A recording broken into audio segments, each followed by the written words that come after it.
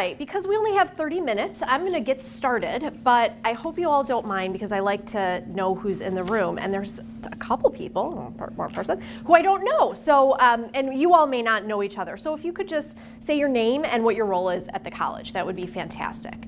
Linda Rudnick. Thank you, Linda. Adult ed, but don't hold that against me. Welcome. I teach ESL and citizenship preparation. Thank you. Thank you for coming. Hi. I'm Alicia. I'm the bookstore's website specialist. Fantastic. How long have you been here, Alicia? I have been a student here for like 20,000 years. That's awesome. You look great for being 20,001 years old. Yeah, no, I graduated from here twice, and then 6 months later, then I started working here. That's so great. Apparently, I can't. You can't. We have you. Yeah. You're sucked into our orbit. How long have you been an employee? About a year. Okay, that's great. Welcome. Thanks for coming, Alicia. Alicia. Yes. All right. Hi, I'm Paula. Paula Long, and I am bookstore buyer. Hello. Welcome. Who are you, Allison? Allison Manage. I am faculty in the Health Information Technology Department. Excellent. Welcome. Let's pop over here. Oh no, Chris. Let's go to you because you started. Hi. Simon C. Building and as Divisional Secretary. Mary Mathai, Financial Aid Secretary. Thank you. Who wants to go? Scardino, Coordinator of Records and Curriculum Management. Wonderful. Linda Kalemba, Director of Health and Wellness. Wonderful, thank you, and thank you all for being here today. So what you have is, as I mentioned, it's just the 4 slides that we're going to be going through today. It's nothing terribly deep in the 30 minutes that we're going to be talking, but I wanted to include the questions that I'm going to go through when we get to talking a little bit about what I call the work journal. And it's a name that I stole from someone else, I'll tell you who. And then some things to read if you have the inclination. One of the things to read is also the second handout that I passed out. It's The Benefits of Writing by a scholar named M.C. Smith. And it was put out by NIU's Literacy and Language Department. And it's kind of nice because it's just a little primer. It's not terribly long. Don't let the text fool you. I know it's really sort of tight and blocky and it doesn't look like it's fun to read, but it's a fairly quick read and it gives some information if you wanted to read additional studies. It kind of lays some foundation for some of the things that we'll be talking about today. I did bring a clicker and then I forgot to plug it in. So I'm gonna plug it in and I'm gonna move forward. Now, today we're gonna focus, or what I wanted to focus on was ways that writing can help you process and problem solve in the workplace. But there are other additional benefits of writing. And so I just wanted to talk through some of those, and some of them are mentioned in Smith's little piece. One of them, though, is to make the abstract concrete. So when you start to write, you have ideas. And when you start to put them down on paper, you are taking all of those ideas that are really just abstractions. They may not even have words associated to them. They may simply be images or feelings and emotions. And you start to take all of that abstraction and you begin to make it concrete. You describe it, you explain it, maybe you define it, you connect different things to it. So that's part of what writing does. And that can really help when you start to analyze some of the things that you're writing. You can put symbols next to, or connect symbols next to these ideas that you are making concrete. And that idea of symbols is language, so it's just words, sentences, but it also could be pictures.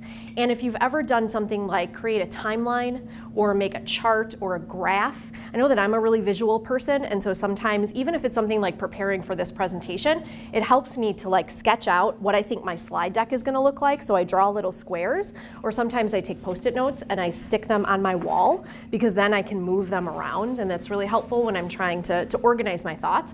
But it allows then for analysis, because once you have an image, a list of words, a list of phrases, a paragraph, whatever that writing might look like, it helps you to sort of go through it, and also it helps you to move it from whatever context it's living in to a different one, so you can kind of apply different situations, different sets of problem-solving tools, but also it allows you to take it out of that context that it's living in, which can be helpful. It does require, and this is a really good thing, I think, it requires thought, planning, and organization. The simple act of writing is, I shouldn't even say that because it's not simple at all. And I'm gonna tell you all this. I have a love-hate relationship with writing. I have a master's degree in writing. That literally is what it is. It's a degree in writing. And I love to write, but I hate to write because it's really, really hard.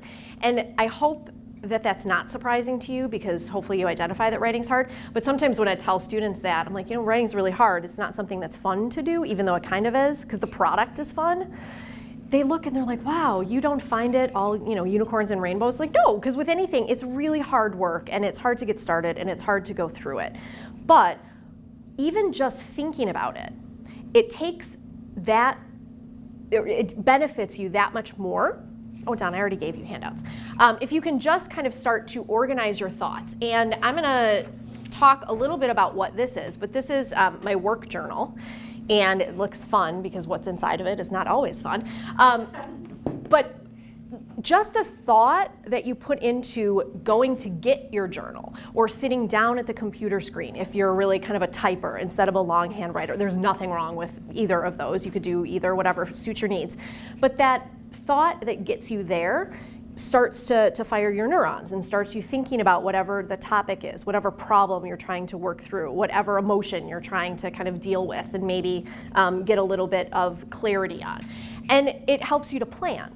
So you have to sit down, you have to have a little bit of time. You should devote some time to yourself and to your writing, even if it's 15 minutes, but that takes planning. And as you are in the act of writing, you are required to do a little bit of planning and a little bit of organization because you have to make it make some sort of sense, even if it doesn't make a whole lot of sense to anybody who's reading it because it's likely that nobody's ever going to read it, but it has to make some kind of sense. You're going to put it in the English language unless you're I don't have any non-native speakers in this room, but if you were, let's say your native language was Polish and it was all going to be in Polish, so that's fine, but it has to make some kind of sense and you're naturally putting it into some organizational structure, whether that is a list, a timeline, or paragraphs. And by organizing in that way, it starts to then make sense in your mind. So again, it's taking that abstract and making it a little bit more concrete so that you can problem solve.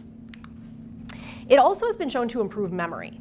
And there are lots of studies that have been done, and Smith talks about some of them, but there are a lot of studies that have been done on students of various ages, from college all the way down through kind of elementary level, that writing things down, just the physical act of writing, really improves memory. When people write about events, they tend to recall those events with more clarity. And as you're learning something, writing things down really helps improve the memory process. It helps move things when you're information processing from the short-term memory into the long-term memory. And then it helps with recall, which of course makes it easier as you're trying to learn something. It sets that foundation so that then you can do higher level thinking. You don't have to spend so much effort trying just to recall the information because it's already there. It's much easier to pull up. So it really improves memory, and it also makes you happier. If you've ever, and that's kind of what I'm going to talk about today, even though it's work related, it really relieves stress. And stress relief and the lessening of anxiety has a whole host of additional positive effects, including things like elevated mood and an easier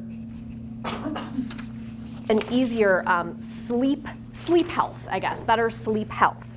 Let me give those to you, Marcel. When you don't have lots of problems and concerns running around in your head, when you've been able to put them down, work through them, think about them, process them, organize them just a little bit, it allows you then to close your eyes at 10, 11 o'clock at night and actually sleep, instead of, which if anybody knows, I'm sure you've all had this happen, you're sitting there trying to sleep or you're laying there trying to sleep and the problem just circles. And there's something that gives you a little bit of closure, a little bit of finality, even if it's not solved. You've written about it, you've processed it, you've organized it. So that is in and of itself a huge benefit. But it has lots of other benefits. And one of the readings, I think the middle one on that third slide, I'm sorry, Jill, you're my 11th person, so you don't get a handout. But I will email you a handout, both of them. Oh, you did get one? I gave her mine. You sneaky Lena. Okay, I'll email out to you, and then anybody else who wants it electronically, because I do have hyperlinks in there, so it may be easier just to click on the hyperlink. But the center one is a very short blog article from one of the Psychology Today blogs, and he writes about a whole bunch of other mood enhancements and reasons that that writing makes you just feel happier. So there are lots of benefits. But what I wanted to talk a little bit about today was my work journal. So I didn't know what a work journal was. It's literally exactly what it sounds like. It's a journal that you use for work. But whenever I thought about journals, I thought about a personal journal, a creative writing journal, and I'm a creative writer, so I thought that it was something, there's a writer named David Sedaris, I don't know if you've ever heard of him, he writes a lot of essays and he keeps a diary, and sometimes he'll read it if you see him live. He actually just published an entire book just of his diaries, which was very strange and funny, and they're kind of anecdotal, and I thought it was a very personal thing to do. When I was a child, I kept a diary, and it was, Dear Diary, and it had a little padlock on it for like a 7th grader, it was 5th grader maybe. That was sort of my idea of what a diary was and what a journal was. And I will tell you that I was never good at keeping one. I love to write, I hate to write, but I was never a good, consistent journal keeper. It just wasn't something that was part of my daily habit. However, I know that people really, really are, and they get tremendous value of, out of it. But I read this book. It's called Weird in a World That's Not. And that's the third citation on your little final things to read slide, and I'll pass it around if anybody wants to take a look at it. The subtitle is A Career Guide for Misfits, F-Ups, and Failures. And it's by a woman named Jennifer Romolini. And she actually, you may find her very interesting. She's a writer. She works in web content development for kind of style and fashion magazines. She's very cool. I read this book because I was transitioning from a faculty position into an administrative position. And I thought, okay, I don't know how to do this. And I literally Googled how to be a dean. Not a joke, because I was like, I don't know how to be a dean. So I picked up this book, I had heard about it, and I thought this could be really helpful because she was transitioning into different roles in her career, and she has a large section on bossing, like how to be this new position when you haven't been in this new position at a different point in your career. And something that she talks about is using a work journal, because she found it to be tremendously useful to keep a log of things for her at work that worked, things that she was successful at, things that she felt she had really done well, and this is really important, things that she had maybe not done so well. Things that she made a mistake on, things that she should have, had she had a little bit more time to process, to plan, to think, to organize, she would have done differently. Things that she learned, different interactions with people that she worked with at various stages during her work relationship with them. And I thought, that's a really good idea, because I want to capture all of these things that I know I'm about to learn, just as I probably should have done when I started being a teacher. I captured it in different ways in my lesson plans and my assignments and my syllabus, but I wasn't doing anything formal like that as an administrator. So I said, okay, I'm gonna keep a work journal. And I had this really goofy ice cream journal because I bought it at Office Depot due to its adorability, because it has ice cream all over it. And I didn't have a purpose for it. It just sat on my shelf because I thought it was cute. And then I thought, I'm going to use this goofy ice cream journal. So I started using this. Now, I have been in this role for just over a year, and this is all that I have filled up. Okay, so I'm still not, because I am not a religious diarist. I'm not a person who keeps a really, really good every night journal. But this tool has been so helpful for me to process things that have happened, both good, because when you have a success at work, it feels really good, doesn't it? When you know you did something really well, you interacted with a student or a colleague in a way that was just terrific. Capture that, because the way that you interacted with that person can be a model for future interactions that you have. It can still teach you something, even if it was a positive. So I don't want you to only think that this is for processing negative things or problem solving in kind of a conflict way, although it can be tremendously useful. If you have a conflict, and I had one that happened, I'll tell you the date, because I date them. I started this one out with ugh, ugh, ugh, that was at the top of my work journal, on September 4th. So that was my last entry. It was over a month ago. But I had an interaction with someone that was okay, but I thought, why it didn't go the way I wanted it to go. It was unnecessarily contentious, and I didn't understand why.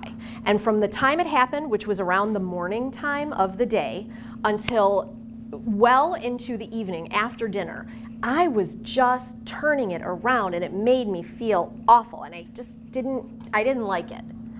So I said, okay, I need to do this work journal because I'm never going to sleep tonight, and I need to figure out how to address this or how to move forward with this tomorrow. So I sat down and I started to ask myself some questions. And so I included them up here, which are not the exclusive questions you can use for your work journal, but for problem solving and kind of trying to get through something that may be complicated, may be emotional, may have a couple of different parts you have to figure out. I thought that these questions worked well for that. So first, just describing what happened. That may be your subjective telling of it. That may, if you want to be, as objective as you can. If you've ever filled out a student conduct report, if something has happened and you've had to fill that out, the office, Lisa Brinsich, usually asks, and try to make it as objective as possible. So just the facts, what happened, try to do third person. So it can be that if it's helpful, but it also doesn't have to be, because guess what? Well, don't take this to work. Really don't. I'm gonna put it right back in my bag and bring it right back home, because there's stuff in your work journal that you just don't want other people to see. It's your stuff, okay? So don't take it to work or don't keep it at work. But nobody's gonna see it. You're not gonna show it to anybody. It's just for your own thought process. So describe what happened, and then describe what actions you took. What did you do? And if this helps you to kind of put it out in a list, okay, I did this, then I did this. Try to get it as whole as possible and try not to miss anything. This, again, just by the thought or by the simple act of taking these abstract things that happened, they were actual things that happened, but now they're just ideas and memories in your head. By making them concrete and turning them into a list on the page, a timeline perhaps, it can really help you organize and start to process why what happened happened. So the third question there is, what actions did someone else take? There's probably somebody else who you were interacting with. Again, even if it was not a negative thing, maybe you were in a meeting and you had some really tough things that you all as a group were trying to figure out. And it was helpful and collegial, but you left the meeting and there was no solution. And that happens sometimes because maybe the problem was too large or the issue was too complicated. So you really need to think about it for a while. So what did somebody else take? Were there things that other people did? Were there things other people said? Are other people going to be responsible for taking steps or taking actions? What did they do?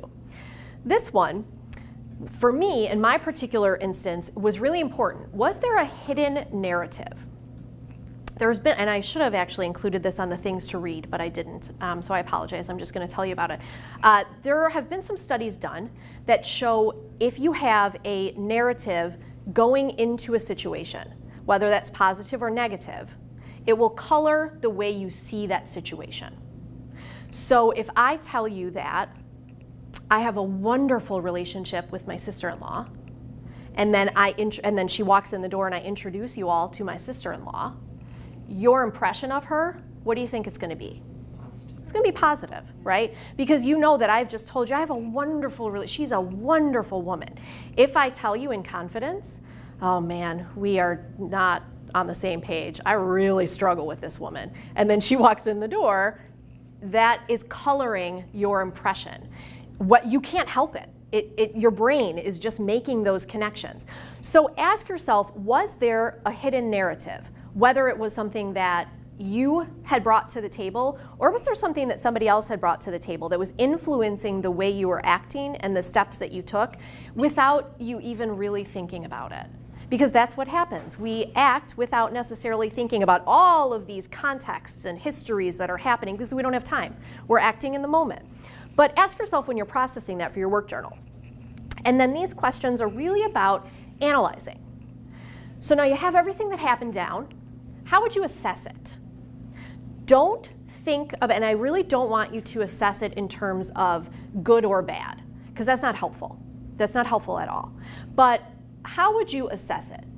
Did you have a conversation that was successful? Was it on the path to solving problems? Or did you have a conversation that maybe has caused additional conversations now to need to be had because there was additional conflict? Did you communicate clearly? Or were there things that you didn't say that maybe if you were going to do it again, you would have said? So assess it as though you would a piece of student learning, or perhaps like if you have ever done an assessment of a superior, like a 360 evaluation, or somebody that you supervise, that kind of an evaluation, just assess it. It's not good or bad, but how did it happen? What can we learn from it? And that's that second to last piece. What can you learn? What can you learn from what you have done? And how can you start to apply that to the next thing that you're doing? To the problem, to the next interaction that you had. For me, it was kind of an interaction with somebody. So I really learned, you know what? I am taking a lot of baggage to the table when I have conversations with this particular person. Why am I doing that? It's not helping. So I'm just not. I'm going to leave those bags at home, which is easier said than done. We all know that. But I'm going to try my darndest, and I'm just not going to take that with me. And it just is what it is. That was the conclusion that I came to when I finished that particular entry. Even though I kind of wrote it, I jotted it down, but it was all up here. And honest to goodness, I slept. I slept that night because it was all there. I closed the book and I said, gosh, I feel so much better. And I had an idea of what my next steps would be. Not literal next steps, because I didn't know how it was going to play out. I didn't really need to take an action, but I thought the next time this occurs, or I am in a situation similar to this, these are the things that I'm going to do. And I'm also going to try to be more mindful about perhaps if there's a hidden narrative. So just by the act of thinking about it, then allowed me to identify, okay, if I'm in that moment, thinking quickly, emotional, reacting, I can try to consider, am I bringing those bags? And if not, maybe, or if I am, then maybe I can try to quash it right there. I found this to be really, really helpful. It's really helpful. It's also, though, and I don't want you to forget, it's helpful to identify the positives. So if, you could take all of these same questions and apply them to a tremendous success that you had at work. And I want you to do that because, my gosh, that feels so good. And learn from that. Identify, okay, I did a really great job communicating.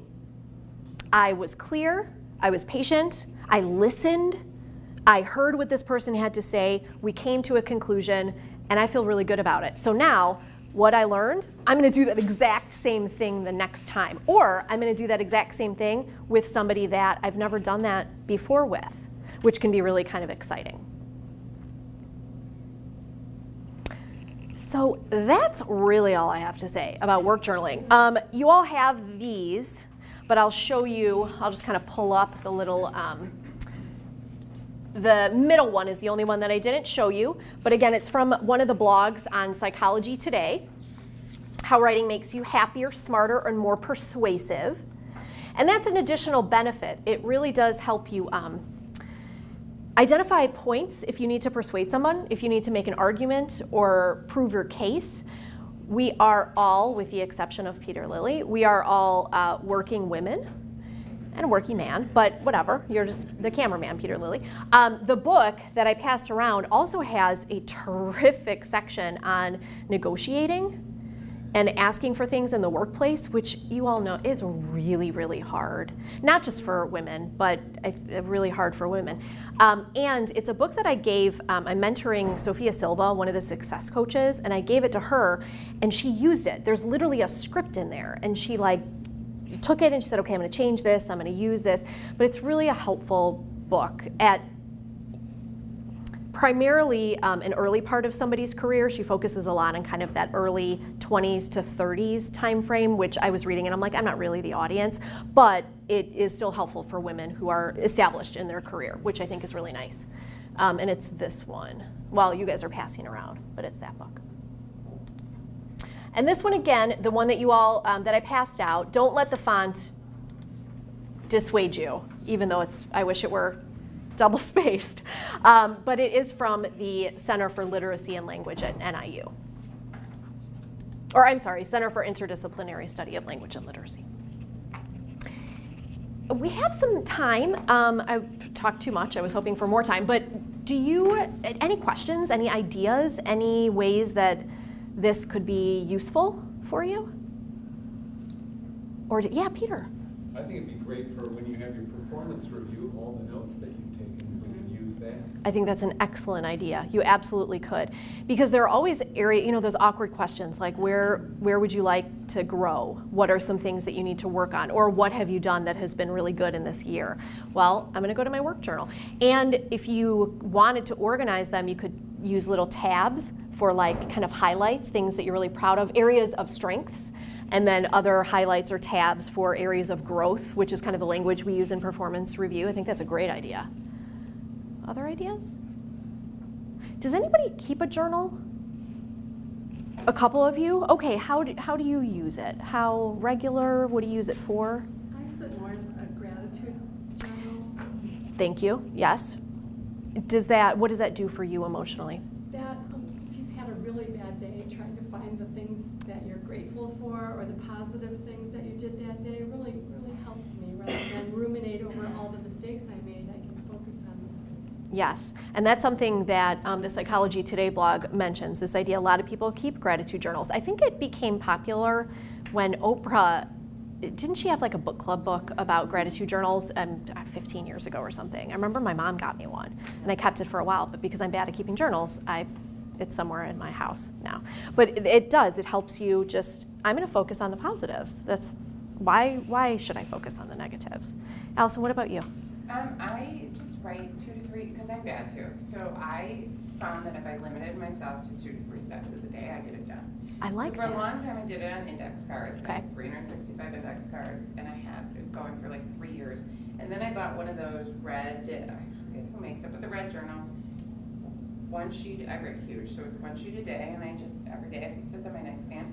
And I write, about my son, my husband, and my day, and then I just keep it. And then every school year, I get one of these, and I write everything in this too. You get a new Not so one. much a journal, but everything is in this at all times. So, and I keep them all the time. They're my office. What do you use that for? This. The one where you're writing every day at least?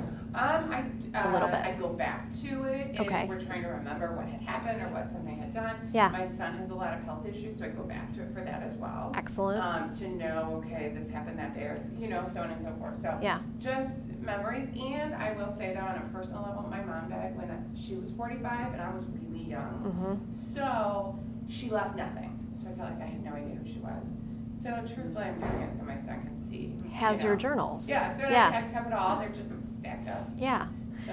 My husband's grandfather, who passed away about now 4 years, he also kept a diary religiously full of things that were, today, it was 58 degrees out. It was, it was so objective, just like, I had a call from Doug and one of his sons, and we talked about the movie that he saw. It was like, so nerdy. But when he passed away, we found all of these, and it was so fun to go through and hear it in his voice. So it's a really lovely thing to leave for him. Yeah. Far, far in the future. Yes. Very far in the future. In 20,000 years, I think. Yeah. We'll all be alive. Yeah. Yeah. Does anybody think that this could work for them? Maybe? Yeah? Yeah? Okay, good.